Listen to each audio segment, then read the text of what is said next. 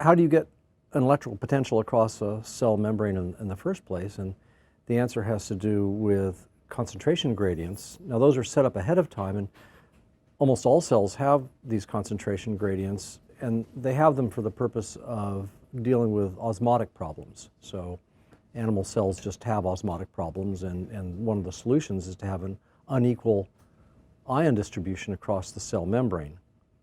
That's necessary because outside the cell is more or less salt water. Blood plasma is similar to salt water. And inside the cell, there's lots of proteins, amino acids, large macromolecules of all kinds that are osmotically active. And so the cell cannot have as much salt inside as there is outside, because otherwise there would be a huge osmotic gradient. There'd be many more things dissolved inside the cell than outside. So to compensate and fight that osmotic gradient, the cell gets rid of ions. It pumps out ions. Well, if you have an ion gradient, you're pre-adapted to make an electrical potential, because all you have to do is open a channel that allows ions to flow, and they will try to do that because there's a gradient, and they don't get too far, but enough to change the potential difference across the membrane.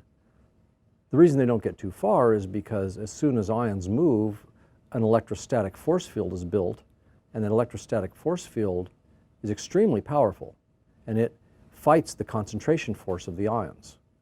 So even though there might be lots more ions outside and they all want to come in, very quickly this force field prevents them from coming in. Yet the membrane potential has changed, and I now have an electrical signal.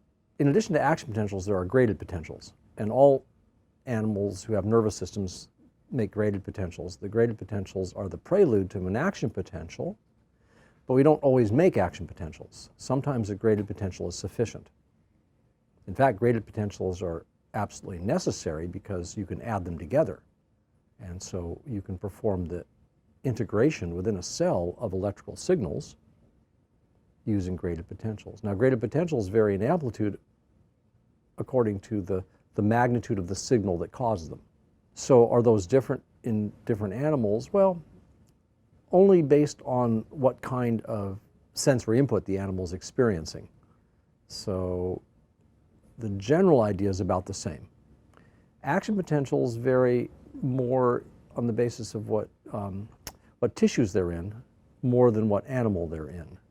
So the reason for that is that all animals use action potentials based on sodium current, and the magnitude of the action potential is a function of the concentration gradient for sodium.